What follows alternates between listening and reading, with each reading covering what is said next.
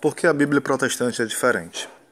A principal diferença da Bíblia protestante para a Bíblia católica, além de questões ligadas à tradução, é que faltam os 7 livros deuterocanônicos, além de partes dos livros de Daniel e de Esther. Tobias, Judite, primeiro livro dos Macabeus, segundo livro dos Macabeus, Sabedoria, Eclesiástico, Baruque, e parte dos livros de Daniel e de Esther. O termo deuterocanônico significa segundo o cano. Ou seja, são textos que foram reconhecidos oficialmente pela Igreja como inspirados. Ainda antes desse reconhecimento, a maioria dos cristãos da Igreja primitiva já considerava os deuterocanônicos como inspirados, já que estavam presentes na Septuaginta. Uma versão das Escrituras hebraicas traduzidas para o grego, traduzida, melhor dizendo, antes mesmo do nascimento de Cristo. Essa tradução foi feita por 72 sábios judeus, por isso recebeu o nome de Septuaginta. O Papa e os bispos da Igreja reconheceram a inspiração divina dos 7 livros deuterocanônicos em 4 concílios. Roma, no ano 382, Hipona, no ano 393, em Cartago, ano 397, e Trento, no ano de 1546. A partir da Reforma Protestante, porém, os protestantes passaram a dizer que esses livros não eram inspirados, mas é muito estranho que cristãos que dizem seguir somente a Bíblia tenham arrancado delas as partes que não lhes convinham. Com que autoridade? Bem, vejamos. Jesus e seus apóstolos não citam os livros deuterocanônicos, é isso que os protestantes falam. As pessoas que defendem a versão mutilada da Bíblia alegam que não aceitam como legítimos os deuterocanônicos, porque Jesus e seus apóstolos nunca citaram uma passagem desses livros. Como nunca citaram? Algumas fontes dizem que os deuterocanônicos são citados no mínimo 150 vezes no Novo Testamento, de modo explícito ou implícito. Só para mostrar um exemplo, comparemos 2 passagens, uma do Evangelho e outra de um livro deuterocanônico. Nas vossas orações, não useis de vãs repetições, como os gentios, porque imaginam que é pelo palavreado excessivo que serão ouvidos. Mateus 6, 7. E não sejam loquazes na assembléia dos anciãos, e não repitais as tuas palavras na oração. Eclesiástico 7,15, ou seja, um paralelo entre Mateus 6,7 e Eclesiástico 7,15. Para quem curte fazer estudo bíblico, aqui vão outras passagens para comparar e notar as claras referências do Novo Testamento e textos dos livros deuterocanônicos. Um paralelo entre Mateus 6, do 14 ao 15, com Eclesiástico 28, versículo 2. Um paralelo entre Mateus 7,12 com Tobias 4, do 15 ao 16. Um paralelo entre Lucas 12, do 18 ao 20, e Eclesiástico 11, 19. Também entre Atos 10, 34 e Eclesiástico 35, 15.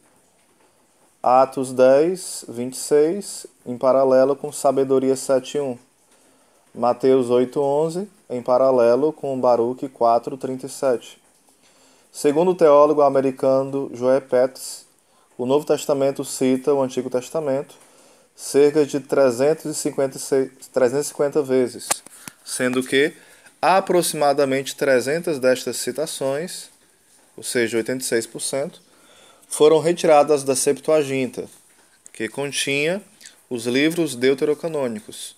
Ora, se Jesus e seus discípulos utilizavam uma fonte que continua esses 7 livros, como poderiam rejeitá-los?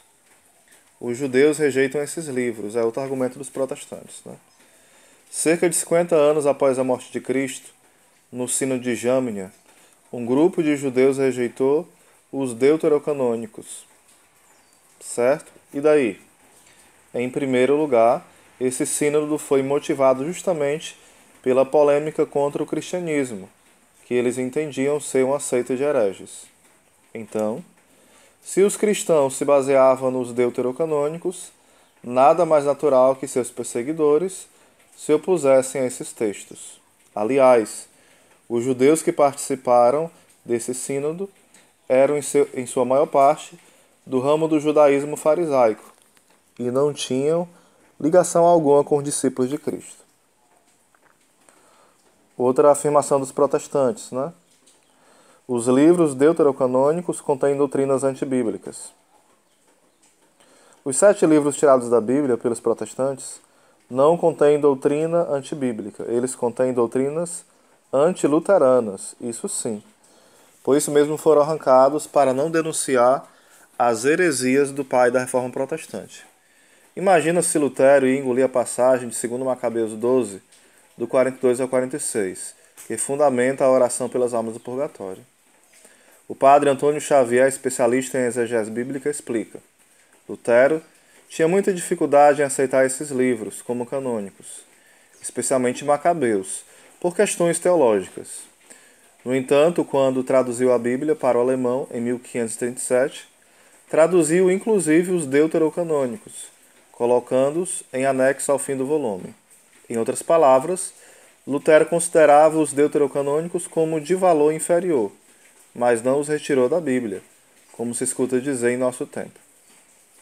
Em 1618, no sínodo calvinista, na Holanda, algumas pessoas pediram que estes livros fossem retirados da Bíblia, e mesmo os calvinistas daquele tempo não aceitaram a retirada, mas aceitaram que fossem impressos com letras menores. Infelizmente, em 3 de maio de 1826, a Sociedade Bíblica Inglesa decidiu que os deuterocanônicos deveriam ser retirados da Bíblia protestante. Iniciou-se o processo de impressão sem tais livros, assumindo o cano judaico de Jamnia e chamando os deuterocanônicos de apócrifos. Lutero também quis retirar livros do Novo Testamento, como Apocalipse, Hebreus e Tiago. Mas como o escândalo seria grande demais, seus comparsas o convenceram a não fazer isso, achando mais seguro deturpar sua interpretação do que invalidar esses livros. Lutero babava de raiva ao pensar na carta de Tiago. Afinal, esse texto diz que a fé sem obras é morta, o que torna insustentável a tese protestante de salvação apenas pela fé, chamada sola fide. Veja o que Lutero diz no seu prefácio à tradução do Novo Testamento em 1522. Portanto, a Epístola de São Tiago é realmente uma epístola de palha, comparada com as outras, pois nada da natureza do Evangelho nela. Pense, por 11 séculos, toda a cristandade aceitou formalmente como inspirados os livros deuterocanônicos. E por 15 séculos os aceitou informalmente, partindo do princípio de que são falsos.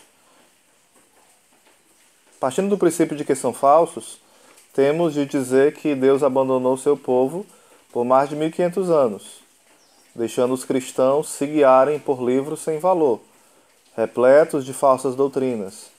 Então chegou Lutero, passou a foice na Bíblia e deixou tudo no esquema. Essa tese parece razoável ou loucura?